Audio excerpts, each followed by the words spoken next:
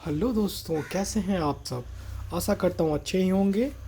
आज मैं general knowledge का पार्ट 2 लॉट करने जा रहा हूँ, जिसमें 50 जीके के अति महत्वपूर्ण प्रश्न होंगे। आशा करता हूँ ये प्रश्न आपके आने वाले प्रतियोगिता परीक्षाओं के लिए अति आवश्यक सिद्ध होंगे। धन्यवाद। तो आइए प्रारंभ करते हैं। पहला प्रश्न है, लूनर कास्टिक के नाम से किसे जाना जाता है। लूनर कास्टिक के नाम से किसे जाना जाता है। तो लूनर कास्टिक नाम से सिल्वर नाइट्रेट को जाना जाता है। निम्नलिखित में सबसे अधिक इलेक्ट्रॉन बंधुता वाला तत्व कौन सा होता है। तो सबसे अधिक इलेक्ट्रॉन बंधुता वाला तत्व कौन सा होता है। ये आपका होता है क्लोरीन। सबसे अधिक बंधुता वाला तत्व होता है क्लोरीन।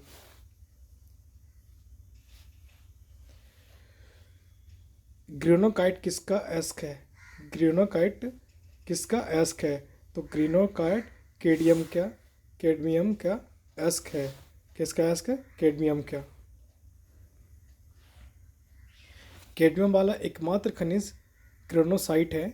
यह कैडमियम ज़्यादातर यूएसए, बोल्विया, ग्वाटेमाला में पाया जाता है। अगर पूछा जाए कि कहाँ कहाँ पाया जाता है तो यूएसए, बोल्विया और ग्वाटेमाला में। गन मेटल मिश्र धातु के अवयव है। गन जो बनता है वो मेटल, जो इसमें मेटल प्रयोग होता है वो कौन कौन सा होता है। तो इसमें है तांबा, जिंक और टीन। क्या है। तांबा, जिंक और टीन।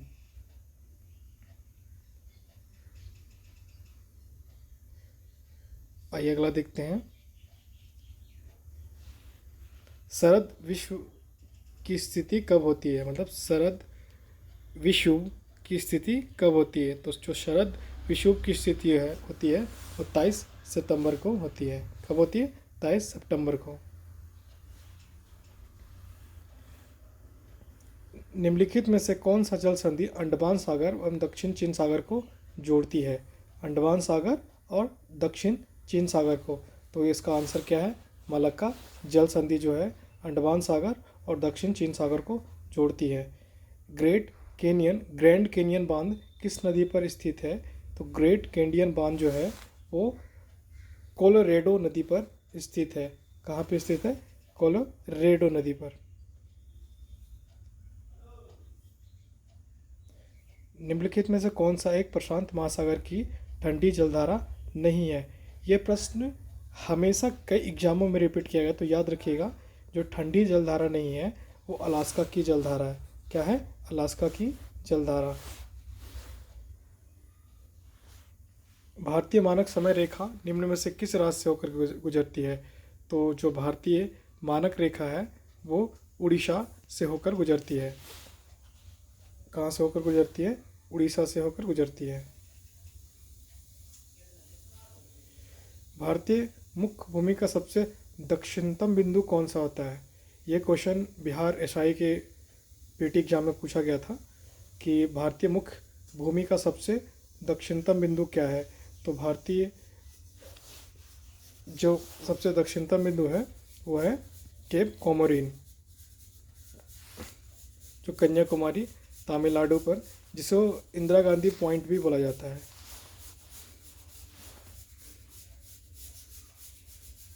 निम्नलिखित में से किस देश के साथ पश्चिम बंगाल राज्य की सीमा नहीं लगती है। तो जो पश्चिम बंगाल के राज्य की सीमा नहीं लगती है वो आपका है म्यांमार के साथ। किसके साथ है। म्यांमार के साथ है।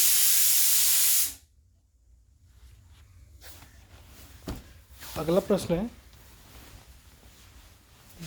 ध्वनि का तीव्रता निर्भर करता है। तारत्व किस पर निर्भर करता है। ध्वनि का तारत्व किस पर निर्भर करता है। तो ध्वनि का जो तारत्व है वो आवृत्ति पर निर्भर करता है। किस पर निर्भर करता है। आवृत्ति पर निर्भर करता है।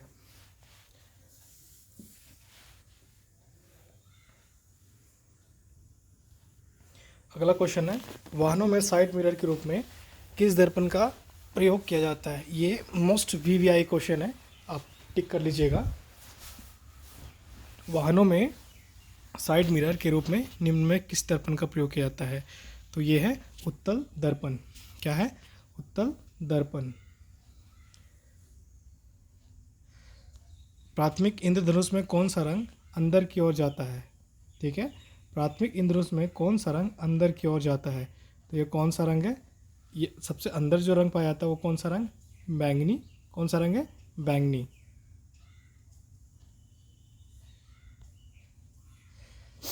निम्नलिखित में कौन सा विद्युत चुंबकीय तरंग है? कौन सा है विद्युत चुंबकीय तरंग है? तो ये आपका है ए और बी, प्रासरव तरंग और बीटा किरणें। दृश्य विकिरण की खोज किस वैज्ञानिक ने की थी? दृश्य विकिरण की खोज किस वैज्ञानिक ने की थी? तो दृश्य विकिरण की खोज न्यूटन वैज्ञानिक ने की थी। कौन की थी? न्यूटन वैज्ञानिक ने। संविधान अनुच्छेद 1 के अंतर्गत यूनियन ऑफ स्टेट्स में निम्न में कौन सा सम्मिलित है? तो यूनियन ऑफ स्टेट में केवल राज्य सम्मिलित है। कौन है? केवल राज्य सम्मिलित है। संविधान के किस भाग में भारत का मैग्ना कार्टा की संज्ञा दी गई है? संविधान के किस भाग को भारत का मैग्ना कार्टा? तो भारत का मैग्ना कार्टा जो संविधान का कहा गया है वो भाग 3 है, जिसमें मौलिक अधिकार के बारे में वर्णन किया गया है। और पूछा जाए मौलिक अधिकार कब कहाँ से कहाँ तक है, मतलब किस अनुच्छेद से, तो 12 से 32 तक है। संसदीय प्रणाली में शून्यकाल किस देश की देन है? संसदीय प्रणाली में शून्यकाल किस देश की देन है?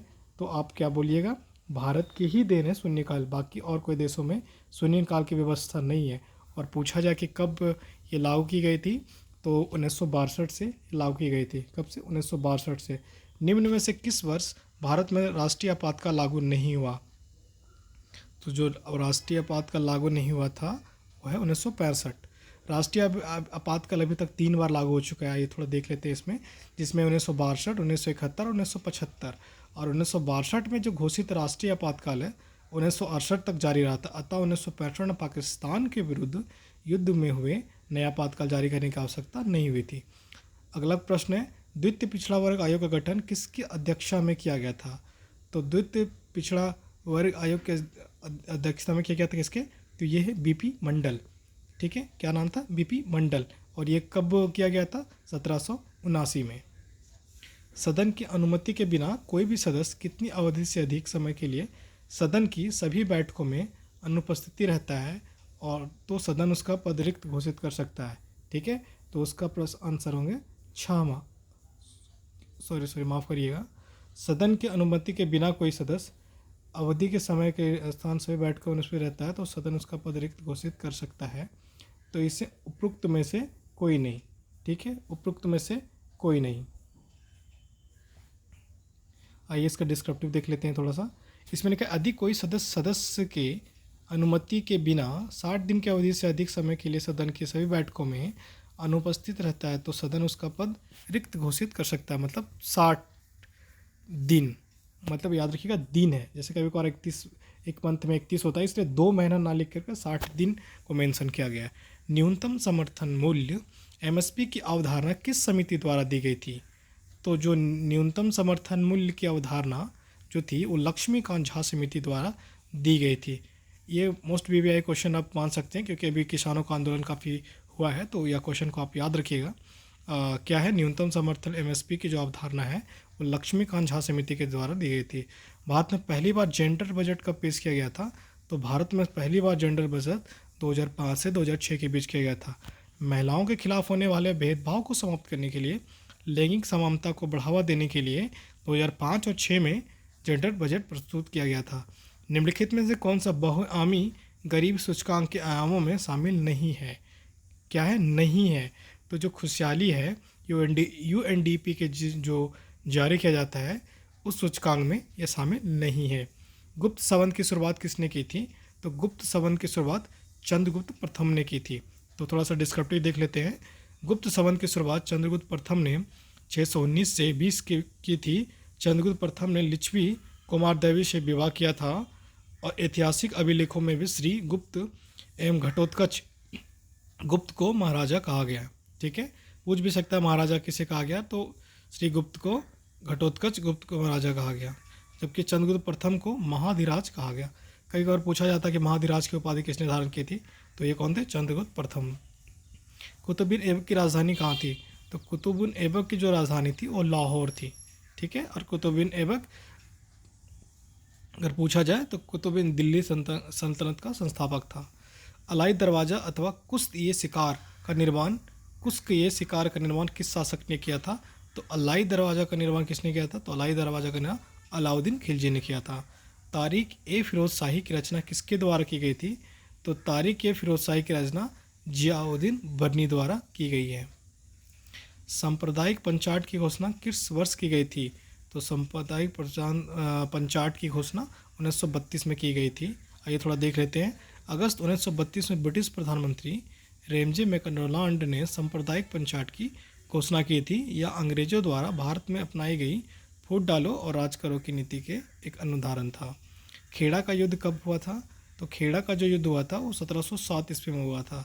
खेड़ा का युद्ध छत्रपति शिवाजी के पौत्र शाहू और ताराबाई की सेना के मध्य अक्टूबर 1707 ईस्वी में हुआ। इस युद्ध में शाहू की विजय हुई और शाहू को शिवाजी द्वितीय के नाम से भी जाना जाता है। क्लोरोफिल में पाया जाने वाला धातु कौन सा है? तो क्लोरोफिल में जो धातु पाया जाता है वो है मैग्नीशियम। त्रिवलनी कपाट ट्राइकस्पेड क्या है? ट्राइकस्पेड वाल्व भी पाया जाता है। तो यह पाया जाता है आपका दाएं आलिंद और दाएं निलय के बीच। ठीक है, राइट ऑरिकल और राइट वेंट्रिकल। मस्तिष्क का कौन सा भाग शरीर का संतुलन बनाए रखता है एवं ऐच्छिक पेशियों को संकुचन पर नियंत्रण करता है? इसमें ऑप्शन है सेरिब्रम, सेरिबेलम, हाइपोथैलेमस और मेरुरज्जा। तो जो सेरिबेलम है ये आपका शरीर का संतुलन बनाने में भाग करता है। और यह किसका भाग है? ये माथा का एक भाग है। पाइरिडॉक्सिन निम्न में किस विटामिन का रासायनिक नाम है? तो जो पाइरिडॉक्सिन है ये विटामिन B6 का नाम है। किसका नाम है? विटामिन B6 का नाम है। और जो B6 की कमी से एनीमिया तथा त्वचा रोग होता है। सेंट जॉन्स निम्न में से किस देश की राजधानी है? जो सेंट जॉन्स है वो कोस्टारिका की राजधानी है। किसकी राजधानी है? कोस्टारिका की। राष्ट्रीय वनस्पति अनुसंधान संस्थान कहाँ पे है? तो राष्ट्रीय जो वनस्पति अनुसंधान है वो आपका लखनऊ में है। और जो केंद्रीय वन अनुसंधान पूछा जाए तो ये आपका है देहरादून में। विश्व मौसम विज्ञान संगठन का मुख्यालय कहाँ है? तो विश्व मौसम विज्ञान का संगठन आपका जनेवा में है। और जिसकी स्थापना कब हुई थी अगर पूछा जाए तो 1950 में। निम्नलिखित में कौन अवध का अंतिम नवाब था? तो जो अवध का अंतिम नवाब था वो कौन था? जो अवध का अंतिम नवाब था वो था वाजिद अली शाह। आइए थोड़ा सा देख लेते हैं। अवध का अंतिम नवाब वाजिद अली शाह बना था। इसके शासनकाल में अवध का कुशासन पर इल्ज़ाम लगाकर अंग्रेज़ों ने 1856 ईस्वी में अवध को अपने साम्राज्य में मिला लिया था। पूर्ण स्वाधीनता का प्रस्ताव कांग्रेस के किस अधिवेशन में पारित किया गया था? तो पूर्ण स्वाधीनता का प्रस्ताव ये जो है लाहौर अधिवेशन में पारित किया गया था। और जिसका दिनांक पूछा जाए तो 1929 ईस्वी थी। बंगाल विभाजन की घोषणा के बाद किसके नेतृत्व में मुसलमानों का एक शिष्टमंडल वाइसराय लॉर्ड मिंटो से मिला था? तो जो बंगाल विभाजन घोषणा के बाद एक नेतृत्व मुसलमानों का मिला था वो था आगा खां का नेतृत्व। और यह कब हुआ था? ये 1 अक्टूबर 1906 को मुसलमानों को एक शिष्टमंडल आगा खां के नेतृत्व में वाइसराय लॉर्ड मिंटो से शिमला में मिला था। हिंदुस्तान सोशलिस्ट रिपब्लिकन एसोसिएशन का गठन किस वर्ष किया गया था? तो हिंदुस्तान सोशलिस्ट रिपब्लिक एसोसिएशन का गठन 1928 ईस्वी में किया गया था। और यह फिरोज शाह कोटला के मैदान में की गई थी। और इसके संगठन में अगर पूछा जाए किस किस ने भाग लिया था तो संस्थापक भगत सिंह थे, सुखदेव और चंद्रशेखर आज़ाद से। और पहले अगर पूछा था सोशलिस्ट रिपब्लिक एसोसिएशन का पुराना नाम क्या था? तो हिंदुस्तान रिपब्लिकन एसोसिएशन नाम था। निम्नलिखित में से किस योजना में डिकी बर्ड प्लान के नाम से जाना जाता है? तो जो डिकी बर्ड प्लान के नाम से जाना जाता है वो माउंटबेटन योजना को नाम से जाना जाता है। माउंटबेटन योजना को डिकी बर्ड योजना के उपनाम से जाना जाता है। और लॉर्ड माउंटबेटन भारत के अंतिम गवर्नर जनरल थे। और इसका गठन कब किया गया था? तो ये इसका गठन किया गया था 3 जून 1947 को। निम्नलिखित में से कौन सा भारत में सबसे बड़ा हड़प्पा कालीन स्थल है? तो जो हड़प्पा कालीन स्थल है वो आपका है राखीगढ़ी। और अगर पूछा जाए किस राज्य में पड़ता है तो ये हरियाणा राज्य में पड़ता है। किस धर्म का यह मत है कि मोक्ष इस जीवन में भी है संभव है, इसे प्राप्त करने में मृत्यु की आवश्यकता नहीं है। तो यह बौद्ध धर्म मानता है कि मोक्ष इसी जीवन में है।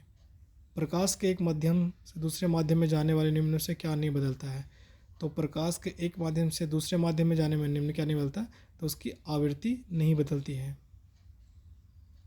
डूबते हुए सूर्य की लाल दिखाई देने का प्रकाश किस परिघटना से संबंधित है? तो ये जो डूबता वो परिकिरणन के कारण होती है, जो डूबता हुआ सूर्य लाल दिखाई देता है। निम्नलिखित में से किसका उपयोग खाना बनाने वाले बर्तनों में ना चिपकने वाले परत चढ़ाने में किया जाता है? तो इसका प्रयोग होता है, ये टेफ्लॉन का होता है। जो बर्तन हम लोग खाना बनाते हैं जिसमें कोई खाना ना चिपकता हो, वो टेफ्लॉन होते हैं। और टेफ्लॉन का एक और प्रयोग होता है, जो स्विच होते हैं या फिर जो रेगुलेटर होते हैं, इसमें टेफ्लॉन का ही प्रयोग किया जाता है। भारत में सर्वप्रथम किस राज्य को विशेष राज्य का दर्जा दिया गया था? तो भारत में असम को विशेष राज्य का दर्जा दिया गया था।